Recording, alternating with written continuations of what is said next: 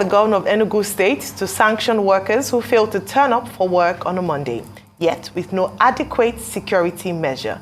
Likewise, the senator representing Anambra South Senatorial District, Senator Patrick Ifeanyi sent a strong warning to Simon Ekpa, who hails from Ebonyi State but lives in Finland. Ekpa is a die-hard campaigner for Monday's sit-at-home in the southeast, with Anambra State as his major stronghold. Joining us now is Lotana Ojukwu, the third son of Sir Louis Odumegu Ojukwu and young brother to late Chukwuemeka Odumegu Ojukwu. Good morning, and thank you very much for joining us on the show. Thank you. Thank you, Ebofai, Dr. Abati. Well, sir. Yeah. Well, Mr. Ojukwu, she already posed a question. What do you think of this sit-at-home every Monday in the East? And now the attempt by some of the governors, stakeholders, and lawmakers to say no, allow peace to reign in the Southeast. What are your thoughts? IPOB is even saying we have no hand in it. Yes, in fact, this is why I've asked to come on this show, to take the opportunity to appeal to President Tinubu to step into this matter. 1/5 of the company is being held hostage. People are not able to go about their business. Children are being flogged. Teachers, they can't go to work. It's really a very terrible and shameful situation. One that affects our economy.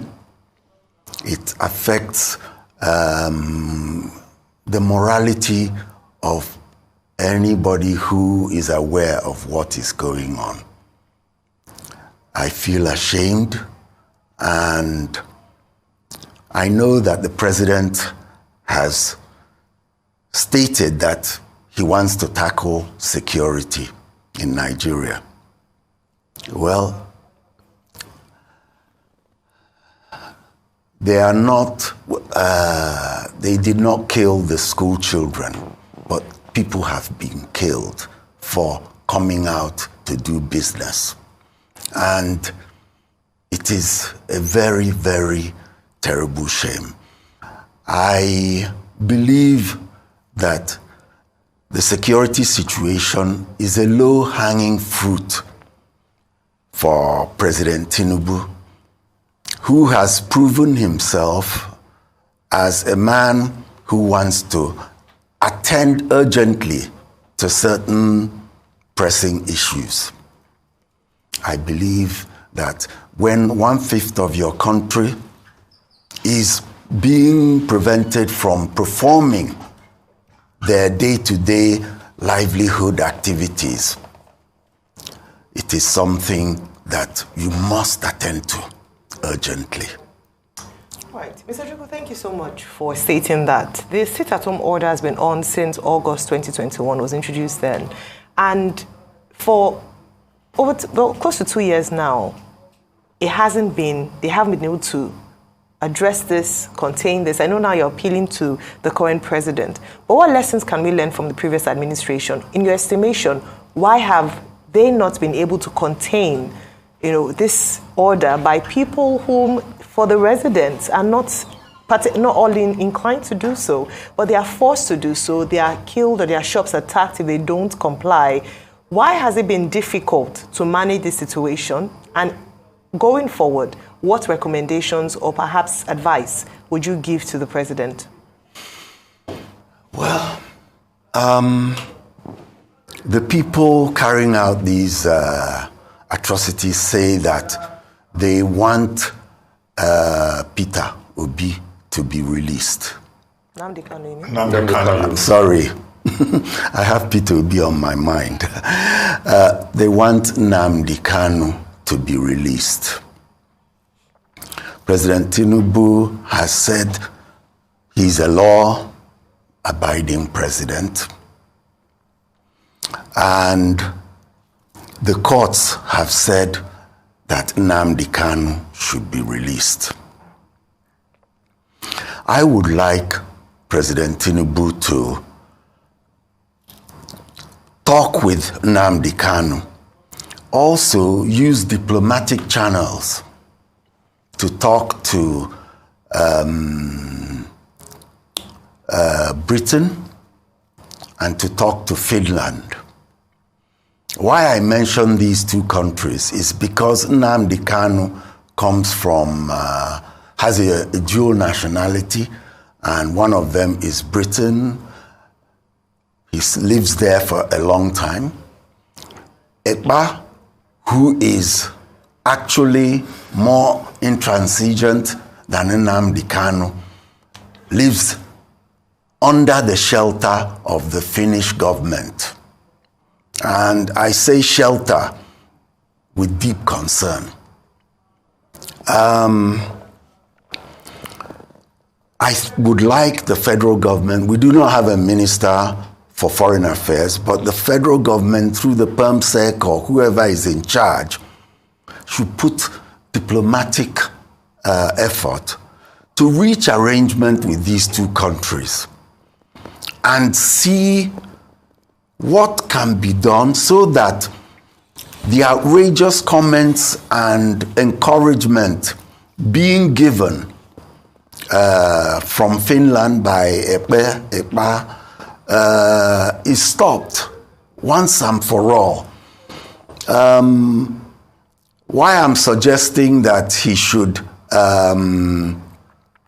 speak to Britain is prior to the release of Nnamdi Kanu, to reach certain arrangements that will not allow Nnamdi Kanu, after he is released, to continue to pour shame and verbal abuse on the nation of Nigeria. Every Nigerian is troubled by some of the comments he has made. My brother was head of state of Biafra. The war is over. Personally, I believe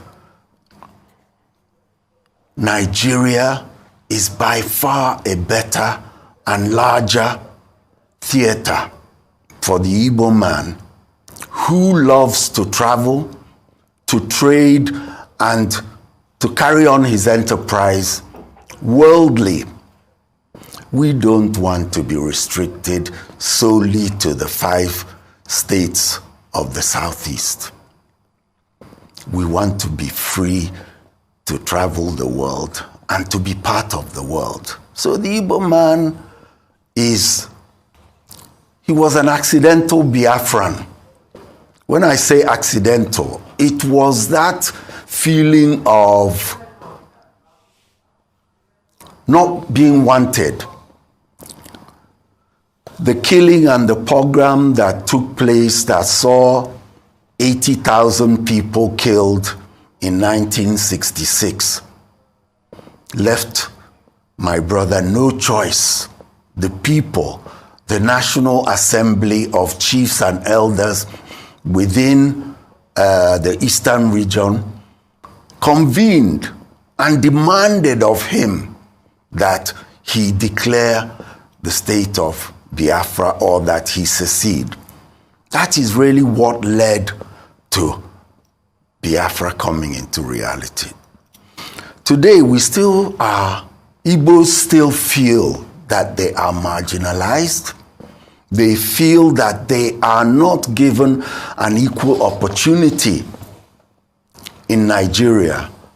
And this is what Nnamdi Kanu fed on, and this is what Ekpa is feeding on today. And this is at the root of the problems we're having. So I would like Tinubu to keep these things in perspective and see that releasing Nnamdi Kanu will go a long way to bring down the pressure or the appeal of these two characters that want to lure Ndi Igbo from the body of Nigeria where most of them want to belong. Okay, you've said so much. Prior to this time, there was a meeting with the last administration, which a lot of people thought was going to yield results. Nothing. And since the administration came in, we've not really had, those conversations. I'd like to ask you one. What would be your idea about sort of like a team that can have this conversation with President Bola Ahmed Tinubu in the first place? Because it needs to be had. We can't continue to allow people to lose their lives in the Southeast. We cannot continue to lose revenue for businesses. What would you like, the team to be made up of? And secondly, apart from the release Nnamdi Kanu conversation, what will be other requests that you probably think will be good, for the Igbo people to put at the doorstep of President Tinubu?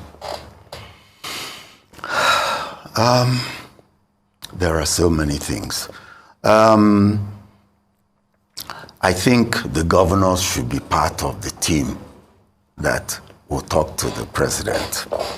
All the governors are affected by what we are suffering, directly affected. All the governors in Nigeria? No, all the governors in the southeast. Okay. It's a southeastern phenomenon that I'm talking about. And there are a few other bodies. If I'm invited, I would love to participate. But a body like Ohaneze should be invited. But I was at a meeting yesterday of Ohaneze, just behind your premises here. And I raised this point that security is the most urgent factor affecting the lives and livelihoods of Ndi Igbo in the southeastern states. And the President General told me that there is insecurity all over Nigeria, which is a fact. So I don't know what priority he accords to our peculiar situation. If the governors are sincere in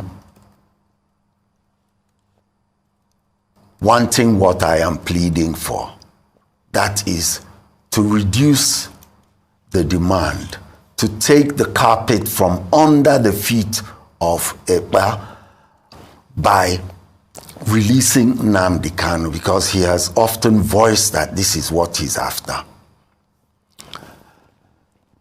If the governors are sincere, they are enough to be able to talk to the president and achieve the results we are seeking. The most important fact is that the court has said Nnamdi Kanu should be released. But the government has also gone to court. Yes, we know that Buhari did not have much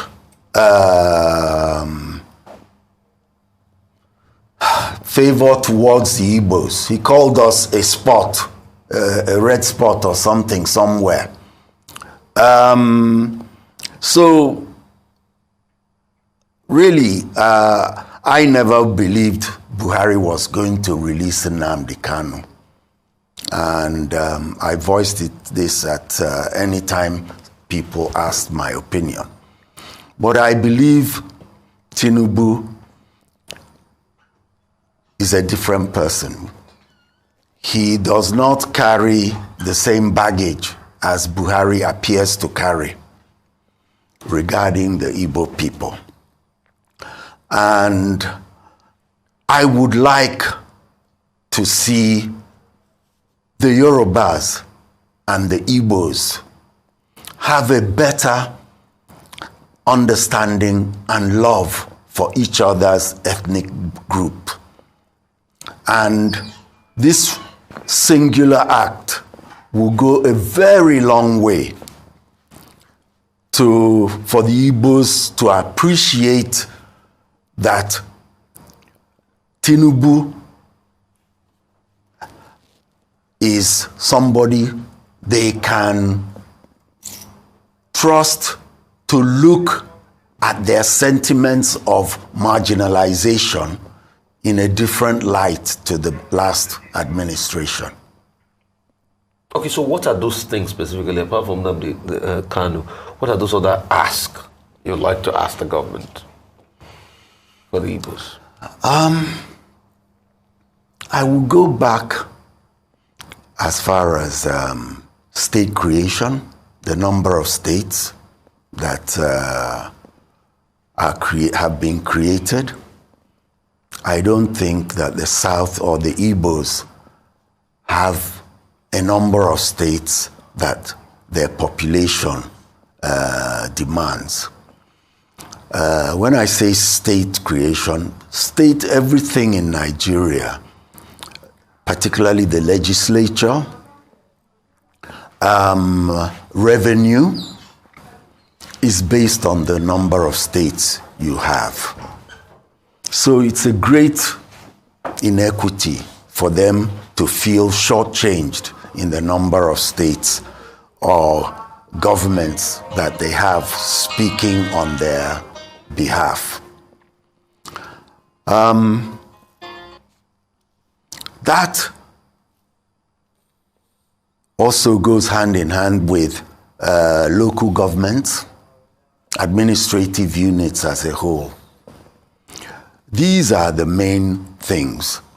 The other things that threaten, like we had during the elections, people threatening that they will take Igbo man's properties and this and that. And I would like to see the government of President Tinubu to come out and say once and for all that certain acts by Olumo or certain pronouncements by the Speaker of the Lagos House of Assembly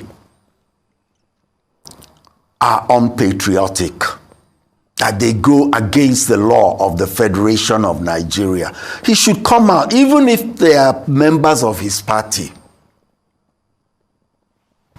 Having for now been sworn in as the president of this country, he must come out and say, no, these acts should not occur anymore. Well, the president has made it clear that he's committed to national unity, and he said that again and again. But let me ask this. Yes, it would be nice if people, the Igbo elite, again pay a visit to President Tinubu. But every Nigerian president says, oh, Nigeria will not be divided under my watch. I have a responsibility to keep Nigeria one. That's what every president says. Will you recommend that if the government of Nigeria says, look, the condition for releasing Nnamdi Kanu will be that there will be no more talk about secession?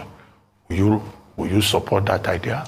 Personally, because I don't imagine that the president will just say, okay, let him go, we think he should go for peace to reign. There are certain concessions may be extracted.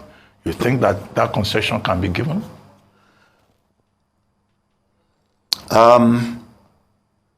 You see, the governors cannot speak for Nnamdi Kanu. I cannot speak for Nnamdi Kanu or EPA. But I'm an Igbo man. I have a forum that I established many years ago on WhatsApp, and I talk to Igbo intellectuals. Most Igbos do not believe in Biafra. Most Igbos do not believe in Biafra. What they are talking about, what they want, is an equal playing field in Nigeria. People are using the fact that the Igbo man does not feel he gets a fair share, does not feel that he is being treated equally. They're using that to paint Nigeria as not good for the Igbo man.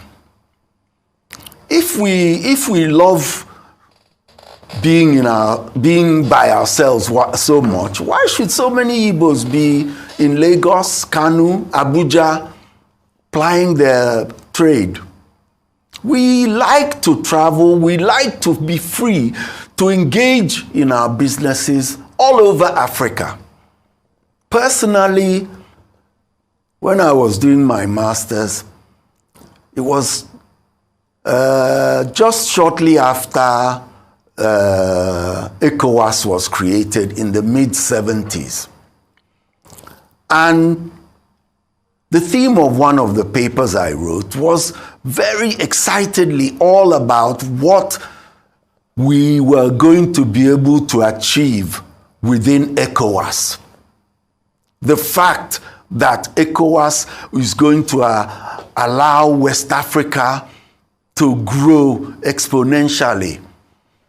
And this same idea goes on with the current African Union, the free trade for African Union. The other day, I think it was your station that interviewed the director of Exim Bank, and he was talking about a common currency, but that they were going to approach it through a financial clearinghouse, you know? These are things that I know will create wealth for the continent of Africa, will give us the opportunity to catch up with the rest of the world. Well, on that note, we'd like to thank you very much, Mr. Lutana Ojukwu, for joining us on the morning show today.